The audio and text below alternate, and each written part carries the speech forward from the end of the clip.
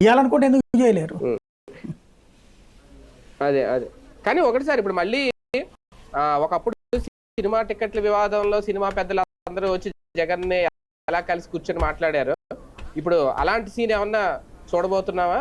Cinema పెద్దలు అందరూ వచ్చి రేవంత్ రెడ్డితో కూర్చొని మాట్లాడితే కానీ ఇష్యూ ఇలాంటి భవిష్యత్తులో జరగకుండా సెటిల్ చూడాలి బేసిక్గా అట్లా జరుగుతుందా లేదా అనేటటువంటి. ఎందుకంటే ఇదివరకటి రోజుల్లో ఓ దాసరి నారాయణరావు లేకపోతే ఒక కోదండరామిరెడ్డి లేకపోతే అప్పట్లో కొంతమంది ఉండేవాళ్ళు, డి రామానాయుడు, ఇట్లాంటి పెద్దలు. ఆ పెద్దల మాట ఫిల్మ్ ఇండస్ట్రీలో ప్రతి ఒక్కళ్ళు వినేవాళ్ళు. వీళ్ళకంటే ఎక్కువ సంపాదించిన వాళ్ళు విన్నారు, వీళ్ళతో తక్కువ అంటే వీళ్ళు ఎక్కువ సంపాదించేవాళ్ళు ఆ రోజుల్లో. రాఘవేంద్రరావు, అశ్విని దత్, ఈ 5 లెజెండ్స్ మాటలు వింటుండేవాళ్ళు. వీళ్ళ మాట ఫిల్మ్ ఇండస్ట్రీ ఇలాంటి పెద్దలకు గౌరవం ఇచ్చేవాళ్ళు.